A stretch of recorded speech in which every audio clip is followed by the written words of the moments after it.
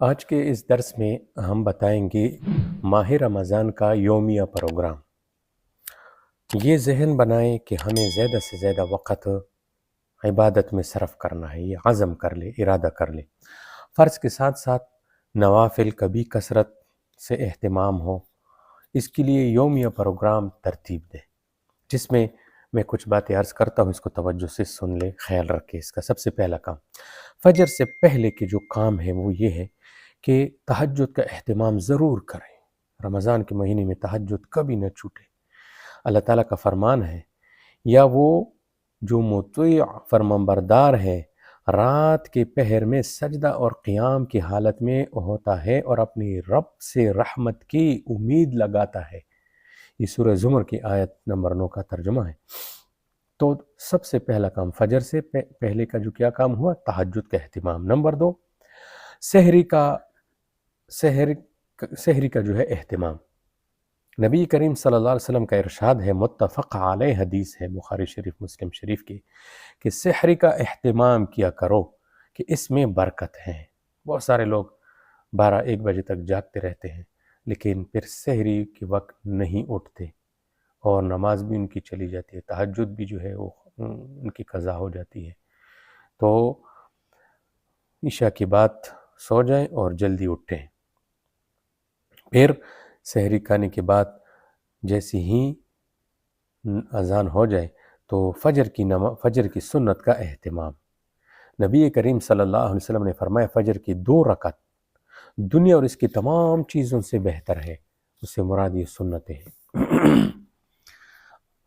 اسی طرح دعا اور اذکار میں اپنا وقت لگائیں، خاص طور سے اذان اور نماز کے درمیانی اوقات میں، اس لیے کہ نبی کریم صلی اللہ علیہ وسلم نے فرمایا کہ اذان اور نماز کے درمیان کے وقت دعائیں رد نہیں کی جاتی۔ اکثر صبح فجر اور سنتوں کے درمیان کافی وقت ہوتا ہے، تو ان اوقات میں اپنے دعاؤں کا اور اذکار کا اہتمام کریں۔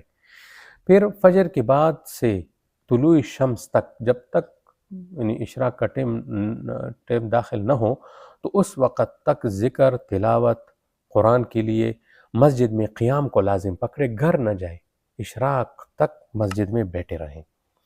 نبی کریم صلی اللہ علیہ وسلم فجر کی نماز کے بعد طلوع شمس تک اپنے مصلی پر بیٹھے رہتے تھے، یہ مسلم شریف کی روایت ہے۔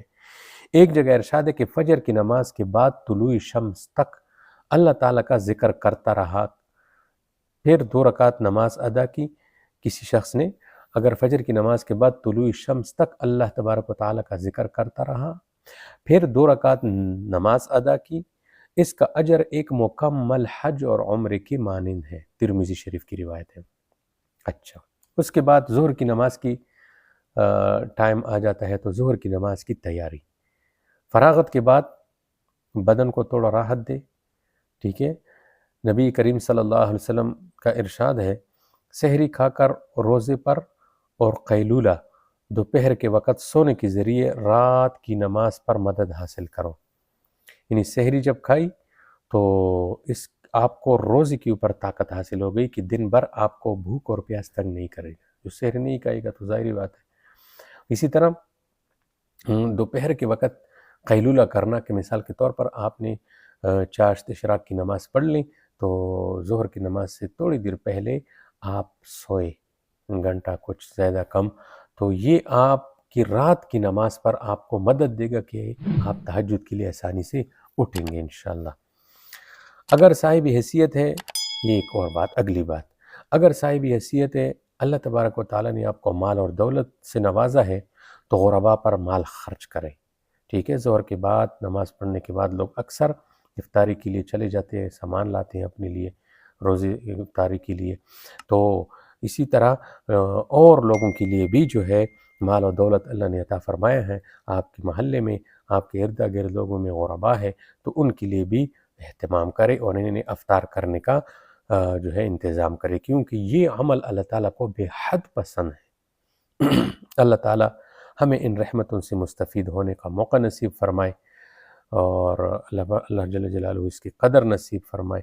جتنی محنت کر لیں گے اتنی روحانی ترقیات ہوں گی۔ یہ نیکیوں کا سیزن ہے، اس سیزن میں جتنا ذخیرہ کر لیں گے اتنا ہی ضرورت کے وقت فائدہ ہوگا ہمیں۔ اللہ پاک عمل کی توفیق عطا فرمائے۔